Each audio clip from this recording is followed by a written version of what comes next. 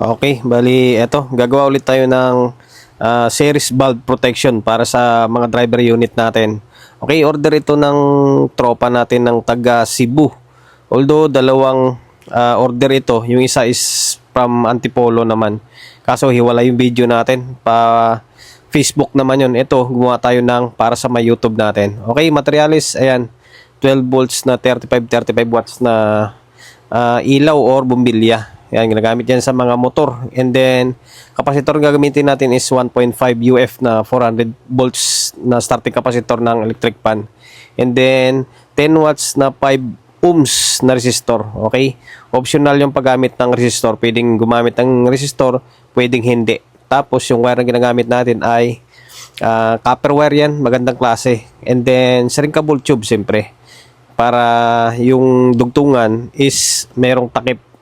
Kasi may shrinkable tube. Ayan. Yung ginagamit natin na capacitor ngayon ay meron ng wire yan. De-wireless siya. Kaya mas mabilis yung trabaho natin yan. Ayan, putulan lang natin. Tapos, balatan. Sabay karga ng tingga. Kailangan kakargahan siya ng tingga para once na ihinang natin siya doon sa may bulb is mabilis yung pagkapit niya. Okay? Same lang. Pati yung isa, kakargahan nan din.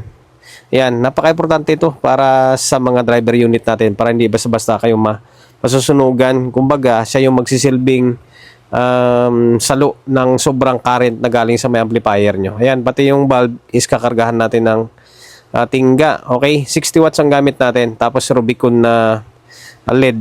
Okay, same din yung isa. Kasi dalawang piraso lang naman yan yung order sa atin ng taga Cebu. Okay, kakargahan ng tingga para mas mabilis siya. Paghinangin. Okay. Ayan. Tapos, pagdudugtungin lang. Pagdudugtungin lang yung capacitor and then yung bulb. Kasi nga, series bulb eh. And then yung kinuha natin na pin dyan is yung dalawang pin sa gitna. Wala na siyang ground. Kasi yung dalawang pin na yan is naka-series naman yan. Okay. Ayan. Same din yung isa. Ihinangin or idudugtong lang.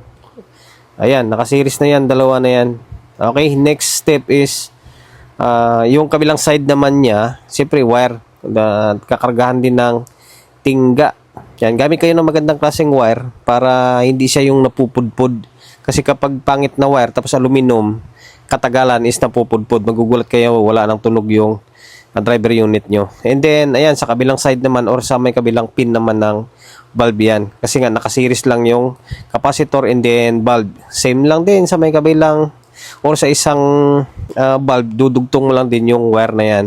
Okay, kunting ingat para hindi tayo mapasok kasi mainit yung panginang natin, 60 watts yan. Yan ang magiging labasan niya sa may isang side, nakasiris lang yung capacitor and then yung bulb. Okay, ngayon putulan yung excess na wire para hindi siya ganun ka awkward tingnan. Tapos sabay putol ng shrinkable tube. Shrinkable tube lang yung gamit ko, hindi siya yung spaghetti tube yan kasi nagko-compress yan or umiipit kapag painainitan mo. Ayan, sabay dugtong and then pasok yung tube, initan. Same din sa may isang unit, ganun din. Shrinkable tube, dugtong and then hinangin para hindi siya basta-basta mahatak. Okay? Ayan na, yung kabilang side na yan or positive side yan. Sundan nyo lang kasi napakalaking tulong ito sa mga driver unit nyo. Para hindi kayo basta-basta masusunugan. Tapos next step, sa may kabilang side naman, 5 ohms na 10 watts. Sa may negative side naman yan. And then optional yan, pwede kayong gumamit, pwedeng hindi. Kung sa tingin nyo medyo magaspang yung dating yung tunog niya, pwede nyo tanggalin or pwede nyo kalasin. Pero ako, naglalagay na kagad ako ng resistor dyan. Ayan, hinang. Tinitwist ko lang yan, tapos sabay hinang, tapos sabay lagyan ng shrinkable tube para hindi siya basta-basta mababaklas. Okay, ayan na.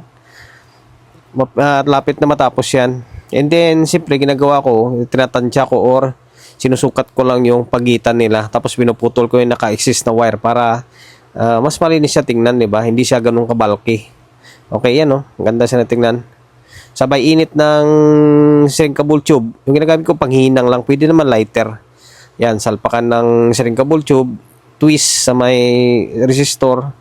Sabay hinang. Okay? Ganyan lang. Ulit-ulit na yung proseso. Putulin yung naka-exist na alambre. Sabay pasok yung shrinkable tube. And then kabilang side naman, sukat-sukat lang na yung tipong pantay talaga sila ng capacitor. Sabay hinang, putol na alambre, pasok yung tube. And then sabay init ulit. Okay, tapos na. Yan lang. Oh, ayan ang magiging outcome niya or magiging kalabasan niya. Maraming salamat sa pagpapanood nyo. Okay?